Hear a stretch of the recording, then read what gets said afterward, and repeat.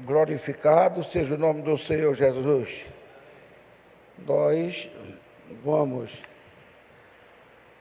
dar sequência a esse trabalho.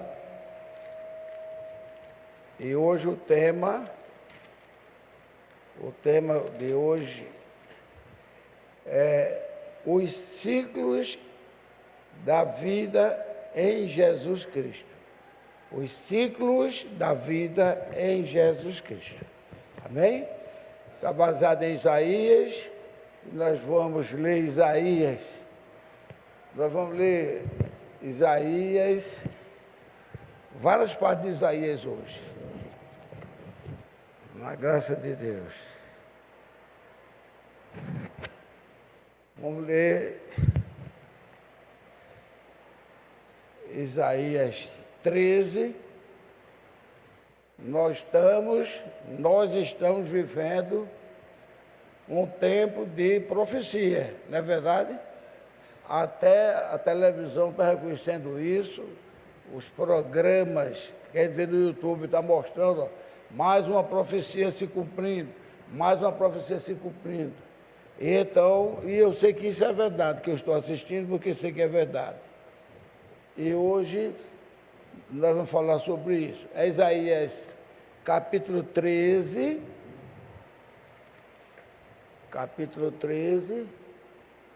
9 a 13. Capítulo 13, versículo 9 a 13. Depois teremos outras. 9 a 13. Já acharam?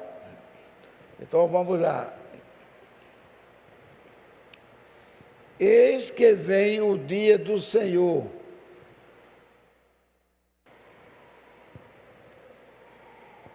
Aguarda um momento aí, irmão. Eu pedi para trocar o óculos, parece que eu não troquei, não.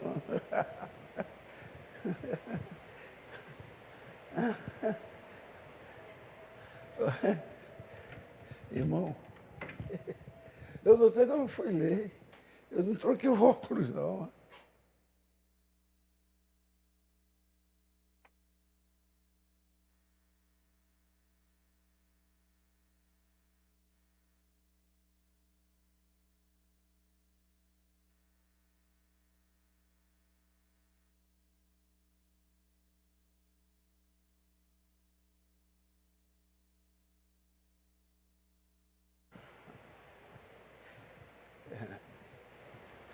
Eu notei a diferença do óculos. O meu precioso irmão que está tendo trabalho comigo, mas breve eu vou, se Deus quiser, fazer um, porque a doutora está esperando fazer um novo exame. Bem, vamos lá, né? Versículo 9 do capítulo 13 diz assim: eis que vem o dia do Senhor, horrendo, com furor e ira ardente, para pôr a terra em assolação e dela destruir os pecadores. Versículo 10. Porque as estrelas dos céus e as suas constelações não darão a sua luz, o sol se escurecerá ao nascer e a lua não resplandecerá com a sua luz. 11.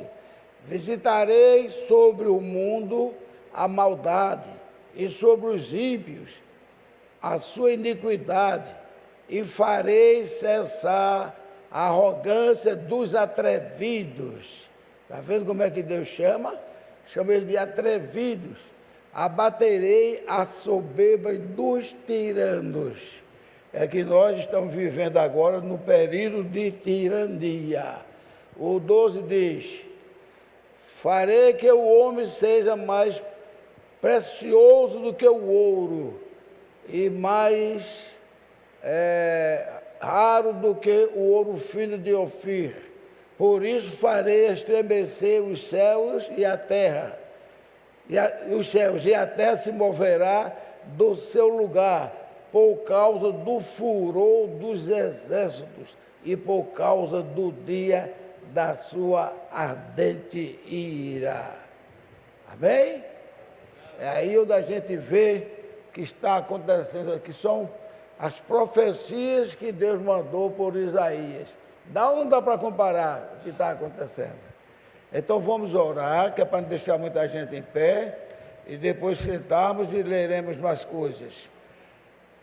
Senhor, nosso Pai, aqui estamos na Tua presença, pedindo ao Senhor perdão por todas as nossas falhas, nossos pecados, pedindo ao Senhor que não nos abandone. Nós estamos vendo como o mundo está perigoso, como está ficando quase todo mundo nervosos, e pedimos que o Senhor tenha misericórdia de nós, para que a gente não entre na confusão que Satanás está fazendo no mundo, mas que possamos clamar ao Senhor, porque não há motivo do crente temer a esses tiranos. Devemos glorificar o nome do Senhor, porque a seu tempo ele virá e nos levará para viver eternamente na glória. E ai dos tiranos, ai dos perversos, ai dos atrevidos, ai dos assassinos, ai dos maus que estão querendo destruir o mundo. Nós te pedimos a tua bênção aqui para abençoar todos os irmãos e pedimos, ó Pai, que aqueles que iam de chegar aqui sejam abençoados. Bem como pedimos que o culto do pastor César lá da Santa Ceia seja também muitíssimo abençoado. Que tudo seja para a honra e glória do teu bendito nome.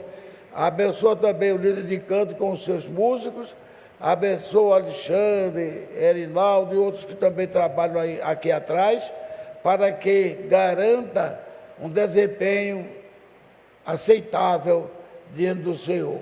Por isso, te agradecemos por tudo. No nome de Jesus Cristo é que te pedimos. Amém.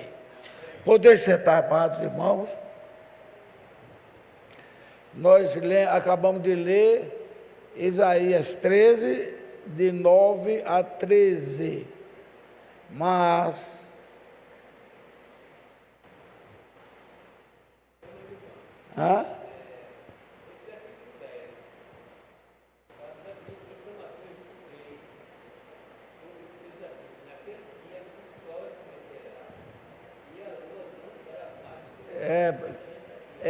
confirmando, a confirmação. É porque já é uma linguagem mais moderna, mas que acontecerá tudo isso. Inclusive que cairão astros do dia sobre a terra, mas é porque naquela época não fazia por exemplo, uma narrativa completa, né? Porque o tempo ia chegar para aproximar. É como, esqueci um profeta agora que disse, e veremos carros com tochas de fogo correndo nas estradas. Esqueci agora o nome do profeta. Então, aquelas tochas de fogo é que Deus mostrou a ele os carros andando à noite com faróis acesos. Ele não conhecia de farol, nem conhecia de lâmpada, aí diz com tochas de fogo na sua frente. Bem, agora nós vamos ler o 14. O 14 é outra profecia tremenda que Deus deu para todos nós. Deus deu para todos nós uma profecia tremenda. Veja, 14, nós vamos ler 14, 1, 3 e 5 a 8, e depois outros mais. Então, 14, 1 diz assim: porque o Senhor se compadecerá de Jacó e ainda escolherá a Israel e o porá na sua própria terra. Vendo? E ajuntar-se-ão com ele os estrangeiros. Quem são os estrangeiros? Nós, os gentios, amém. Se ajuntará com eles os estrangeiros e se chegarão à casa de Jacó. Está vendo? Jacó foi um homem muito elogiado, mais do que o nome Israel, sabia? Filho de Jacó, bichinho de Jacó, meu povo, chamado descendência de Jacó. Então, eu estou dizendo isso para tirar cada vez mais, limpar o preconceito de que Jacó era um homem errado. Jacó foi um homem tão honesto que ele nunca roubou o seu sogro. Ele foi tão honesto que quando o sogro passou ele para trás, era para ele ter dito, não, não aceito não, só mandou sua filha mais velha que eu não queria, eu não sou o culpado. O senhor cobriu a cabeça dela para não reconhecer, eu não sou o culpado. Ou senão ele teria outra resposta. Qual é a outra resposta que já teria? Eu já falei aqui para vocês. Tá certo, meu sogro, eu fico com ela, mas eu também vou casar com a minha noiva agora, porque eu tenho esse direito. Tanto é que as concubinas, ele teve direito às concubinas, né? Ele teve mais duas mulheres, as duas concubinas, por parte de Lia e por parte de Raquel. Ele podia ter dito isso, não, eu quero a minha noiva. Mesmo que eu trabalhe para o senhor, mas eu quero ela também. Não tem problema que fiquem duas na casa. Terminou ficando quatro. Cuidado de Raíssa, quando você casado. Não aceite ir com concubinas, não. Então, veja só. Terminaram ficando quatro, né? E Jacó teve filhos com as 4 mulheres. Mas ele não enrolou o sogro. Estaria, por isso que eu estava dizendo, ele estaria sendo justo. Porque quem enganou foi o sogro. Mas a gente esquece de uma coisa, que quando Deus promete que está conosco, o que alguém faz com a gente, que parece que está botando a gente para trás, a gente, Senhor, eu estou em tuas mãos, está tudo tranquilo. Não está esse rebuliço todinho? Cada vez mais aparecendo coisas erradas, cada vez mais aparecendo mais um bilionário, e o Brasil caindo, mas essas coisas não ficarão impondo diante de Deus. Mas Ele não quer que a gente vá, porque a nossa luta não é contra a carne, não o sangue. A nossa luta é de joelhos, ou em pé, ou sentado, orando a Deus que nunca esqueça de nós. Amém? Quem Ele levantou para lutar contra a carne e o sangue, quem sabe dizer aqui, quem foi? Não, mas quem foi que Ele levantou para brigar se contra a carne e o sangue? Não. De outro país? Sabe dizer, Fernando? Hã? Não entendi. Estados Unidos e? Não, Rússia não. Rússia é bandida, Rússia e China é bandidos. Estados Unidos e Israel. Gente, se você comparar na proporção do povo de Israel, é como se fosse essa igreja aqui cheia, essa igreja cheia dá com umas 400 pessoas, né? Contra todo o Recife. Quem ia ganhar no natural? Todo o Recife, né? Mas o Israel tinha tão pouca gente na época que foi apelidado pela própria Bíblia, parecia um rebanho de cabras. E venceu um tremendo de facínoras, e Deus derrotou todos eles. Aquele quase de Ezequias, enfrentando Senaqueribe, 185 mil, todos bem armados, e perderam para o povo de Israel, que talvez não tivesse nem 20 mil, 185 mil. Então, ele levantou Israel para adorá-lo e para combater a casa do Senhor. Por isso que ele disse, de todas as nações, ó Israel, eu escolhi vocês.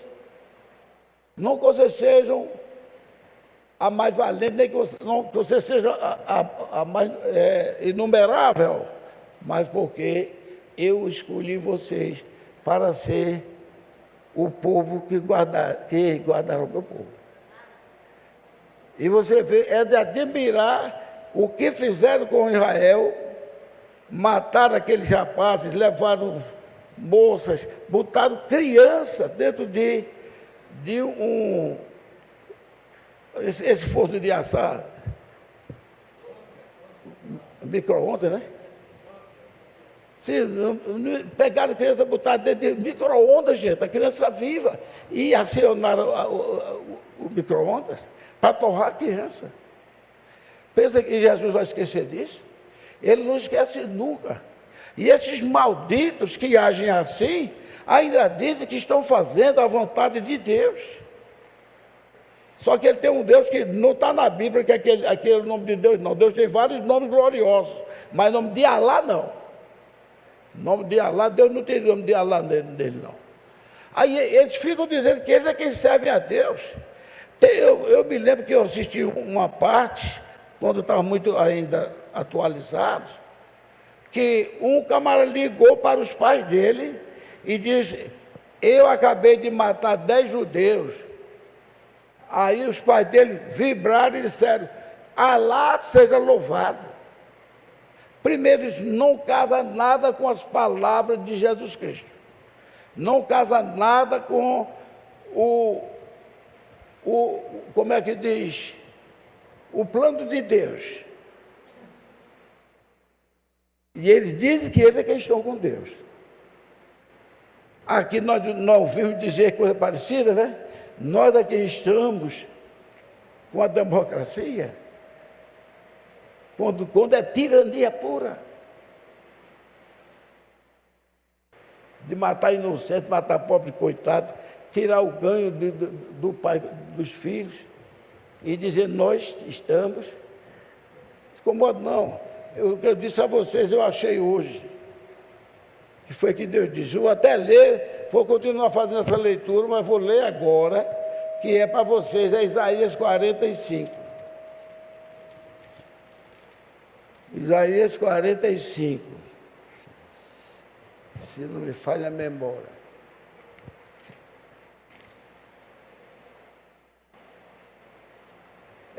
Isaías 45. Veja. Ciro foi mencionado por Deus sem ele nem sonhar, a família dele, de ter esse Ciro. 45. Vamos ler 3, só para mostrar esse negócio. Aliás, desculpe, 44, 28. Olha o que ele diz. Que digo de Ciro? 28, o 44, 28. Que digo de Ciro? É meu pastor.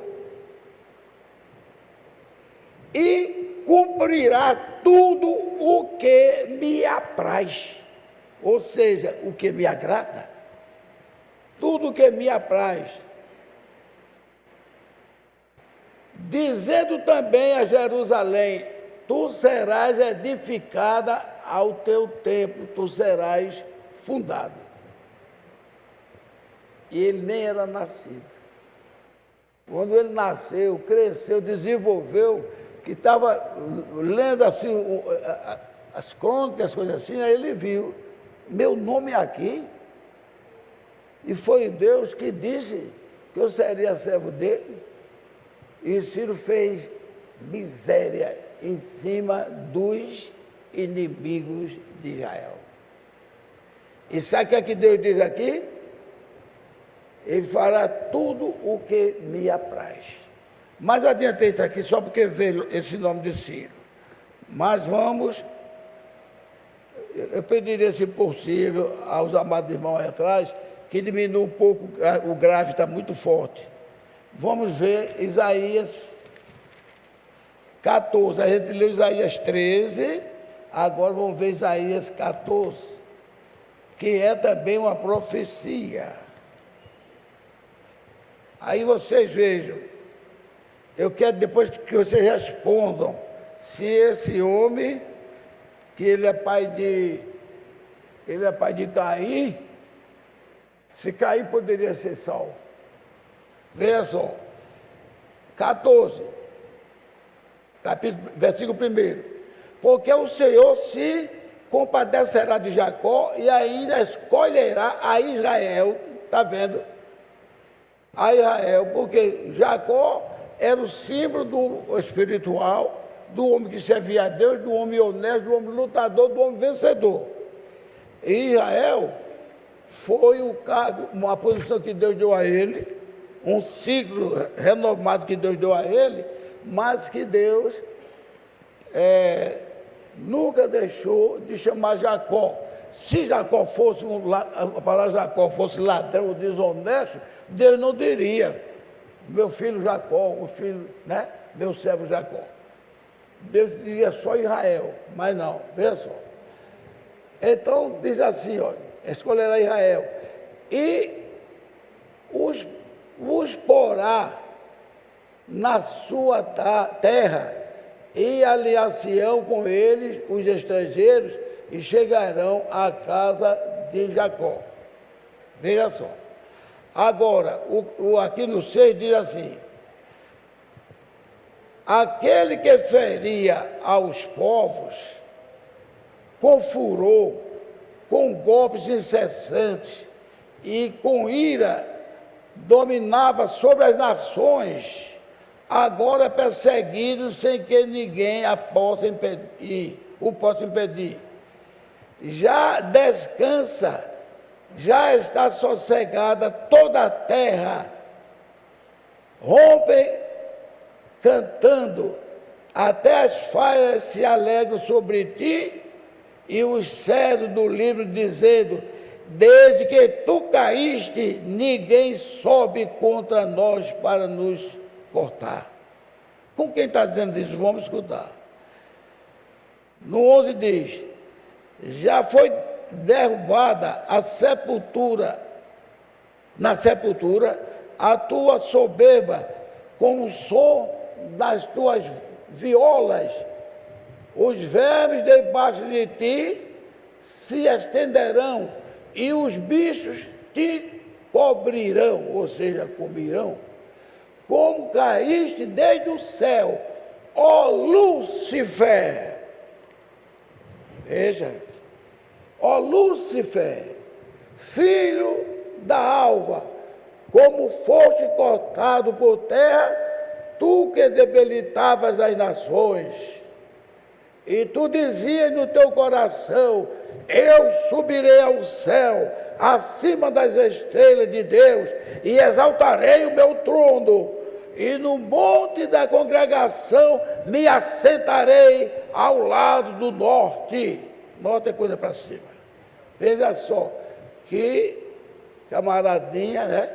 Foi criado por Deus e agora não queria mais aceitar a Deus. Acima do norte. Aí vem que ele diz ainda assim, ó, subirei sobre as alturas das nuvens e serei semelhante ao Altíssimo. Quem pode ser semelhante ao Altíssimo? Ninguém. Quem é que vai ser semelhante ao Altíssimo? A igreja de Cristo quando estiver com Deus. Amém? Aí nós seremos semelhantes ao Altíssimo, porque os filhos são semelhantes a seus pais, e nós somos filhos do Deus Altíssimo. Aleluia! Como pode um homem dizer que será semelhante ao Altíssimo? Como pode um religioso católico levar o nome de sumo pontífice? Sumo pontífice? Sabe o que quer dizer sumo? É o maioral. Sabe o que quer dizer pontífice? Em latim, a ponte que liga os homens a Deus. É por isso que o Papa tem esse apelido, que se ele fosse humilde, ele diz, nunca mais me chame de sumo pontífice. Isso é uma desgraça. Você dizer que é a ponte mais importante entre o homem e Deus, hein, Fernando? Pois sumo pontífice é isso. É o sumo sacerdote, poderoso em tudo. O que ele fizer está feito. E assim é a vida, ou era pelo menos as vidas dos papas. Ele achava que tinha força dada por Deus e direito de matar, esfolar, fazer o que quisesse, porque ele era o sumo pontífice. perdoar os pecados. Alguém poderia dizer que o maior pecado desse dinheiro a ele está perdoado. O cara saia garantindo que estava com o pecado perdoado.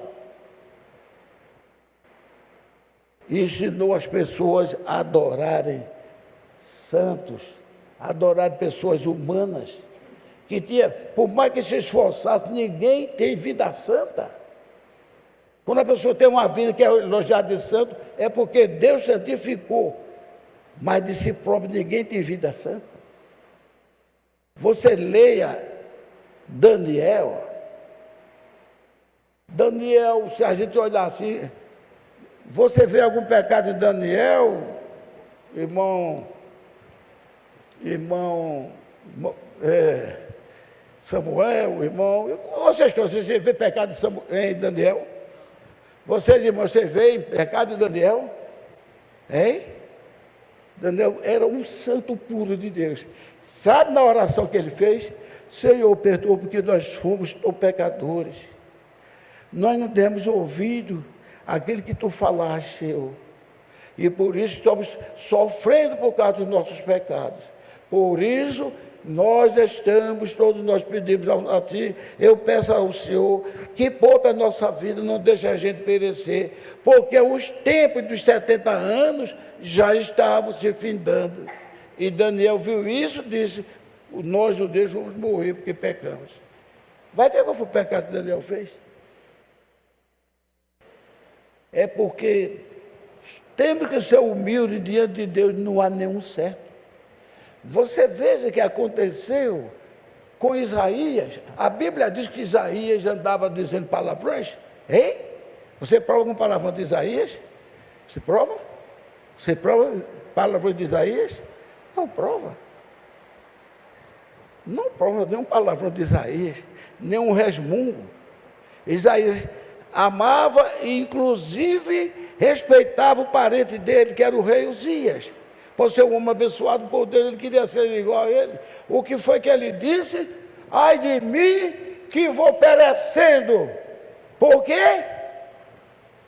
Porque sai da minha boca palavras impuras. E eu habito no meio de um povo de impuros lábios. Isso é porque diante de Deus, ninguém pode apresentar isso que fez. E quando apresenta e que Deus aceita, é porque Deus teve misericórdia, como ele fez com Uzias. Senhor, o Senhor sabe que eu fiz muita coisa boa, eu te adorei, eu fiz muita coisa boa, Senhor, poupa a minha vida, Senhor. Aí ele vai dizer, aí vai lá dizer que eu vou acrescentar mais 15 anos, mas só foi coisa ruim para ele. Se ele dissesse, Senhor, me ajuda a me preparar para ir me encontrar contigo, seria outra coisa. Mas ele não perdeu a salvação dele, não. Mas você vê, não tem ninguém, não. O José, que alguém andou também, deu uma estacada aí em José, viu? Eu escutei isso. Porque José viu os irmãos fazendo coisa que não podia. E José tinha o Espírito Santo, e os irmãos dele não tinham.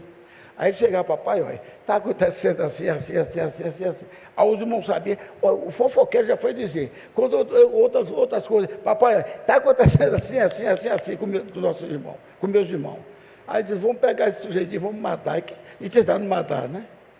Então José, um homem de um coração puro, limpo, representava Cristo, um homem ainda no seu fulgor, na sua força sexual, uma mulher linda que o marido não respeitava, não valorizava ela, e quando foi para cima dele, e não tinha Bíblia naquela época não.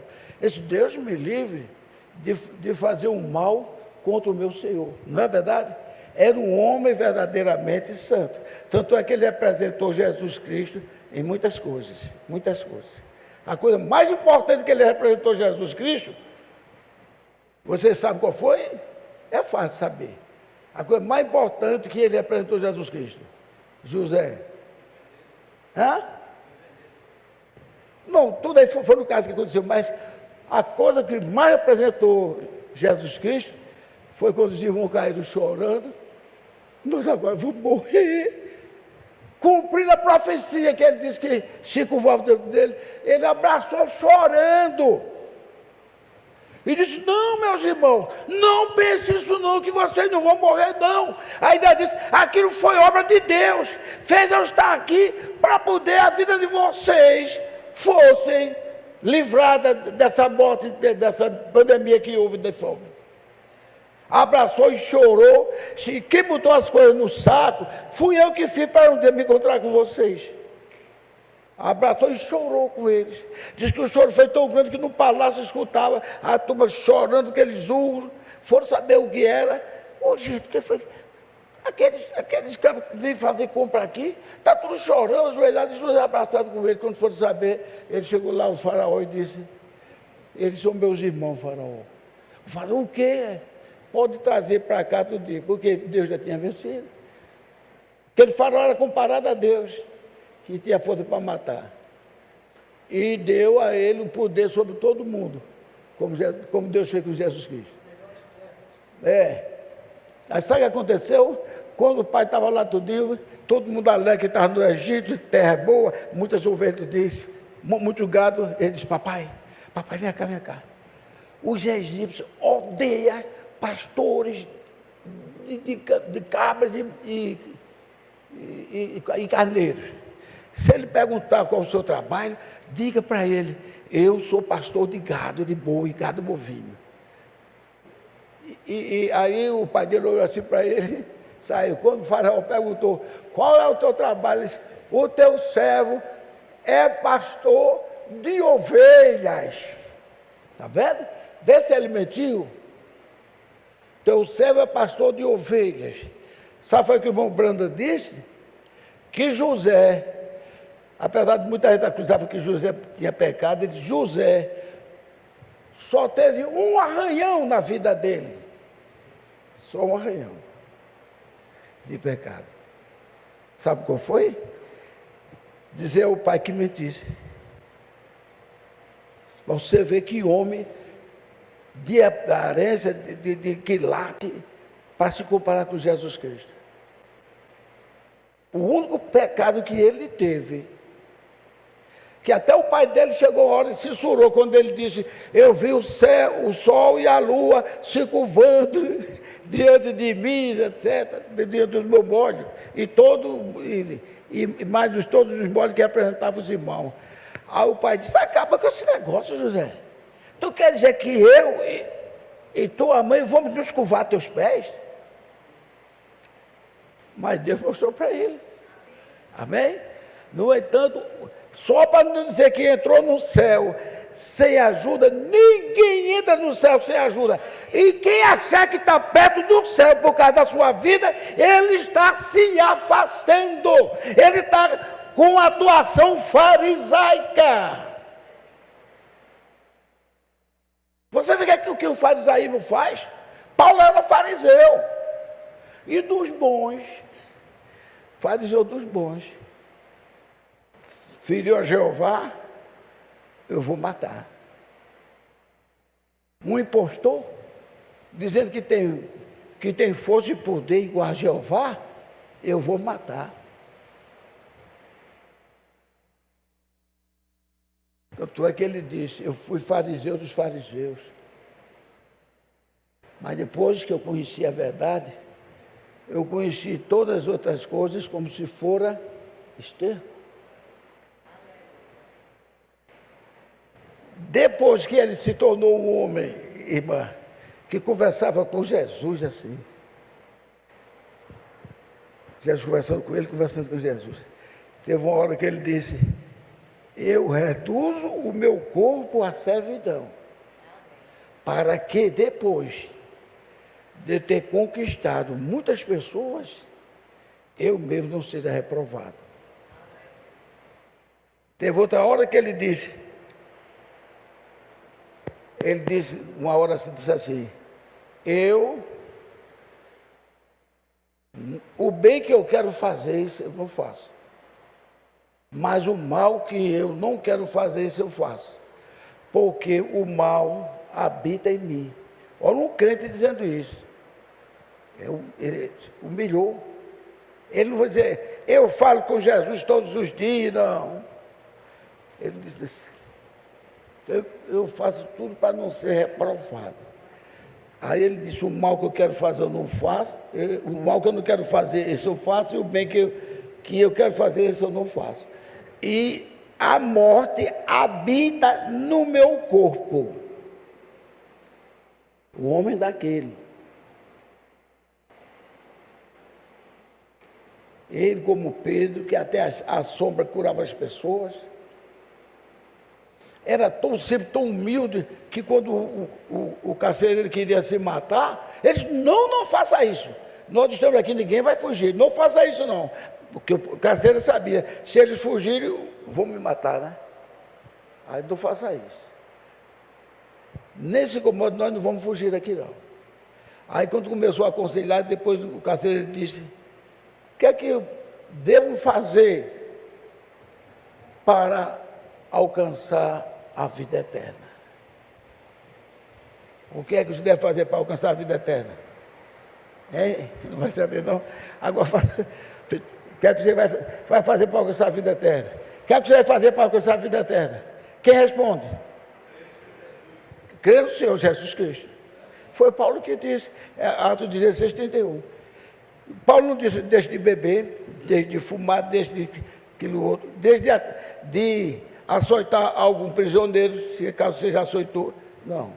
Ele disse, crê no Senhor Jesus Cristo e serás salvo, tu e a tua casa. Amém? Glórias a Deus. Amém. Porque valeu para todos nós aqui. Crê e seremos salvos, nós e a nossa casa. Aí se ele for dizer, mas Paulo, olha, eu já fiz isso, Paulo, eu já roubei, um dia eu matei um camarada que foi acesso, olha, Paulo diz, eu já lhe dei a resposta, aquilo que você fez, eu estou lhe dizendo, com a autoridade de Deus, que basta você crer no Senhor Jesus Cristo, e será salvo você e a sua casa.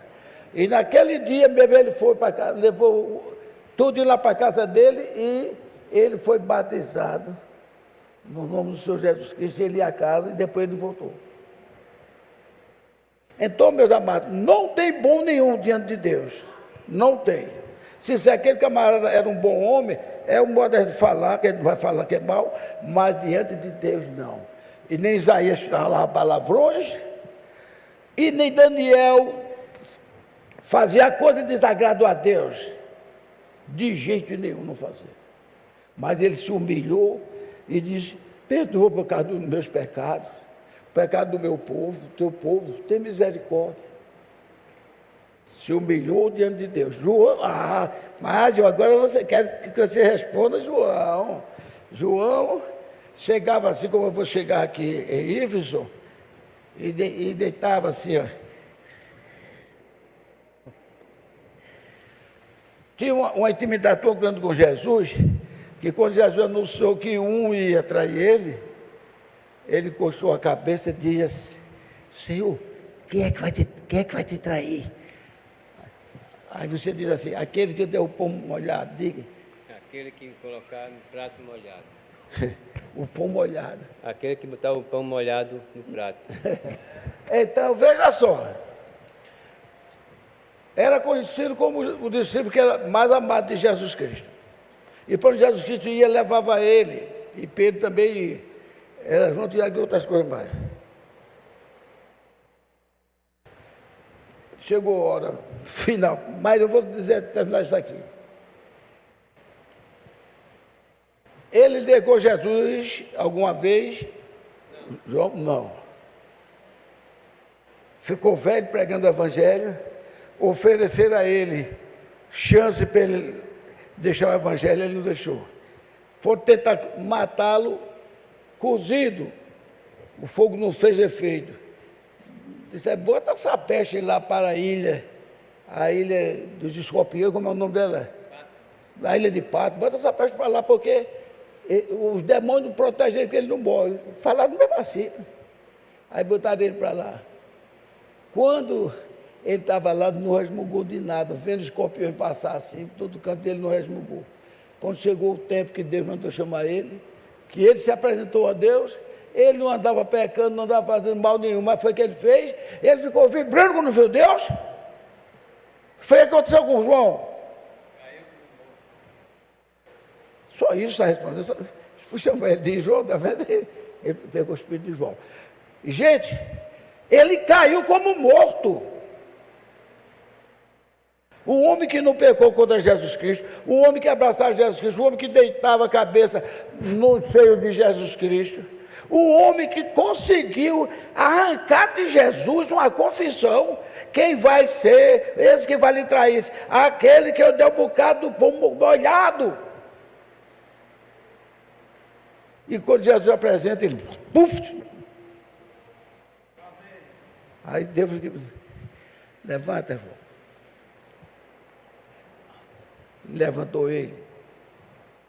Ele é tão puro que ele, quando viu o povo que ia se perder, tudo dele estava chorando. Esse povo todinho vai se perder. Esse povo vai perder a salvação. Esse povo está se fazendo um esforço para servir ao Deus da glória. Homens e mulheres e crianças vão perder a salvação. Cada um que chega e fica dizendo que não tem jeito para eles. Começou a chorar. Aí veio um anjo que não é celestial, era carnal, terreal, ninguém sabe quem era, que até andava dizendo que era o irmão Brana. Então disse: não chore, João, porque o leão da tribo de Judá venceu. Amém? O leão da tribo de Judá venceu para nos libertar. Eu vou terminar. Ele venceu para nos libertar. Mas quando João olhou, não tinha aquele leão, não. Quando João olhou para ver o leão, não tinha o leão, porque o leão da tribo de Judá matou os inimigos, porque Deus mandou ele matar. O leão da tribo de Judá, tipo Davi, quando queria construir o templo, ele disse: você derramou muito sangue, não pode. Foi Deus que levantou ele, passou o leão para matar os inimigos. Deus faz isso, levanta um povo para combater com os inimigos, contra a carne e o sangue, e adorar ele.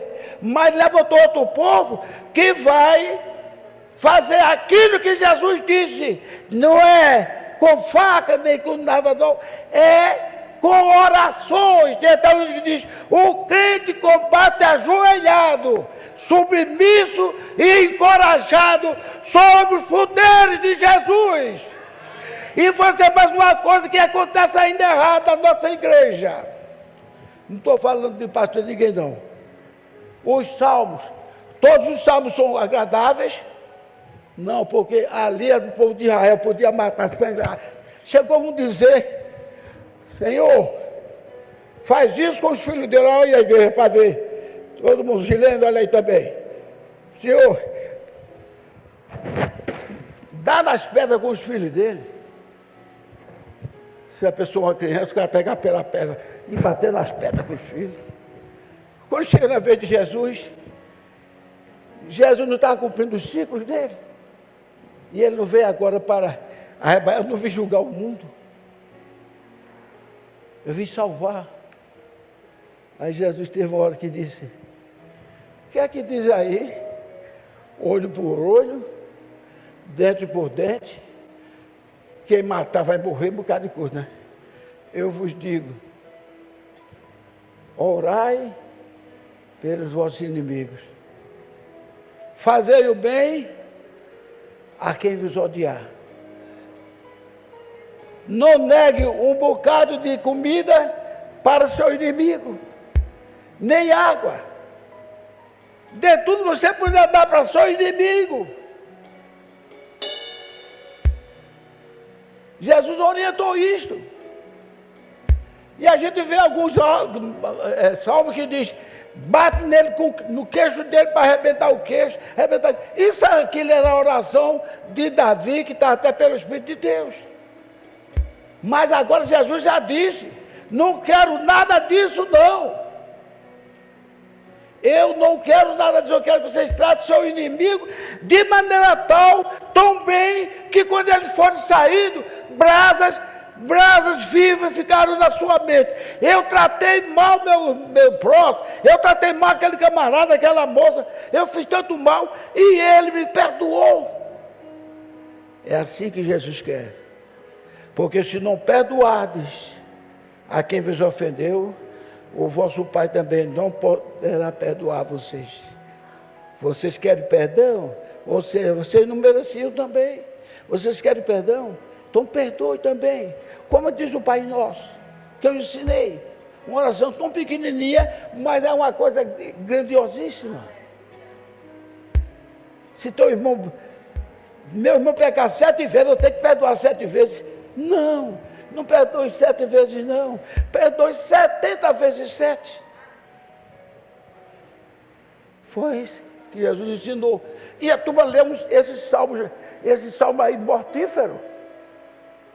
Eu vi uma vez uma pessoa dizendo, Senhor, orando e pedindo a Deus, Senhor, quebra o queixo dessas pessoas que estão falando de mim, não sei o quê.